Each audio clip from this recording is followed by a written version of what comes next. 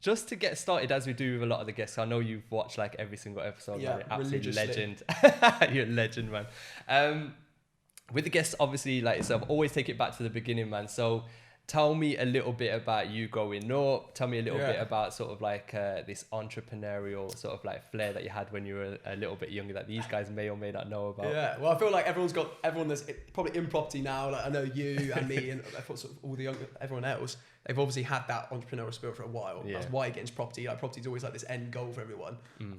But now being able to get into it early through rent-to-rent and deal sourcing and all these other schemes, for me, it's sort of always someone wanted to work for myself and sort of run my own business. And I've always had sort of a creative side to like doing things. So at the age of sort of 14, I started my first company, which was, I think I touched on in some of my YouTube videos, which I know you said you watched, which is called Green and Clean. So that was my first. That is such a class name. Yeah, so that was my first. It was a car cleaning and gardening business. Yeah. So I had my bike and then had a little trailer on the back of my bike, which I put all the tools in. No and way. I'd bike around the villages. And had like, to be fair, at age, I think it's sort of, when I was like 16, I had sort of 3 regular clients. I was getting paid £10 an hour at 16.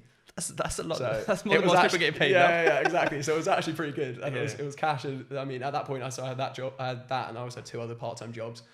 Just to sort of, I was quite sort of savvy at that time, just putting money away and just saving up. So that was sort of the start of sort of being an entrepreneur. Yeah. And at that point, I mean, I didn't really know what I wanted to do with my life. Obviously, no one does. Yeah. At 16, I still don't. Like, that's going to be the same way for a while. And then from then on, I sort of, the next business was, what was it? Bespoke Bass. So I don't know if I touched on that in that video as well, but that was a bespoke speaker company. So at this point, I was kind of into design. So I did design at uni. So I was sort of all my business ideas were more tailored around that. So they were custom speakers and subwoofers, like hi-fi units in whitewall tires. So like vintage whitewall tires. Wow. And they were pretty sweet. So they started as subwoofers in the back of my car, and then they sort of developed into hi-fi units. And that, I mean, that was sort of my bigger project that I was trying to get patented and everything, and I was trying to take that quite far. And then I got to uni, and it sort of died out. I just didn't have the time. And then, I mean, from then on, I've had other failed businesses. Too many. I mean, my mates probably watch this and be like, "Yeah, we know about all these failed companies." You know what it feels like with you though? It's kind of like you have like a situation, then it's like, okay, can I take this a little bit further? Okay, actually, can I turn this into a business? Can I make a bit of money from this? Yeah. Like I said, when you start off with like speakers in the back of your car, to all of a sudden this idea evolving out of something. But it always takes like a couple of failed businesses to sort of like get where you are. 100%, do you know what I mean? 100%. Like, go on. I mean, I feel like the saying is that like no great entrepreneur or millionaire did it, like hit the nail on the head in their first company. 100%. So they've had so many failed ones before. And it's mad how many lessons you learn from actually failing. I know people hate the feeling of failing. Everyone does. Yeah. It's just natural, innit? But how much you learn, but you don't realise at the time when you're starting to try and apply it to other businesses. Like a lot of guys know, I had a drop shipping business. It failed badly. Yeah, same. So did mine.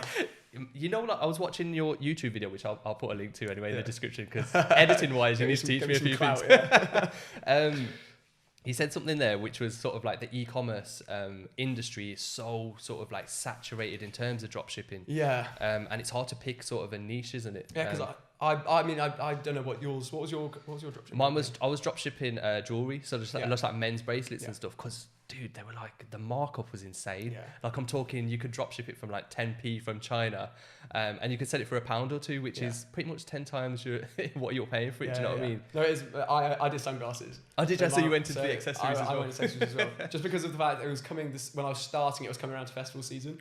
So I was like, if I can catch the festival season for like all these like edgy, weird sunglasses, that's what I was going for. And it just came down to the fact that it was, I mean, like you said, the learning experience from just doing it is mad, because you have to set up all the stores, you have to set them up with like Alibaba, where you're drop shipping from, or Obolo, which is the other company I think I used. I remember that. I used them as well. So it was like actually setting up the process was a really good experience. And then in the end, I think I only sold like 15 pairs. Yeah. And it got to the point where you sort of have to commit full time with the marketing, because it's 100%. All in the marketing. 100%. I think that's the biggest mistake I made. Like I had no concept of marketing or branding. Like if you were to look at my company, as I'm sure you probably know yourself when you were doing it, it doesn't evoke any emotional feeling from anyone. Yeah. It's just a name with some products, but it's got nothing behind it in it. So like you said, marketing is huge. And that's why I didn't have the time to put into Facebook ads. I didn't know enough about Facebook ads to just be able to do them and not sort of waste my money and throw hundreds at them and not go anywhere. So in the end, most of them were sort of, I think probably like 5 or 6 pairs were to my mates. And then the rest of them, to be fair, the first sort of natural sale that came through was like, it's like the greatest, it's like the best feeling ever. When did you actually get a natural one that follow through the website and goes through and actually purchase something? And then I look back and I'm like, who would actually buy, who was that and why did they buy these sunglasses from me? Like, what are you doing?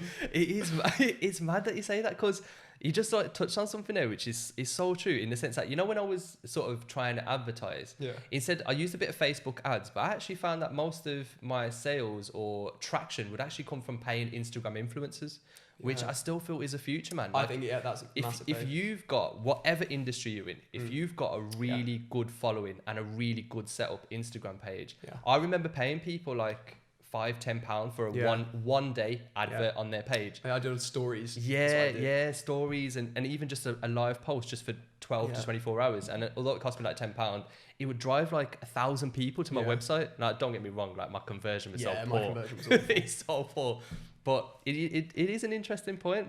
But anyway, wow, we're just going like...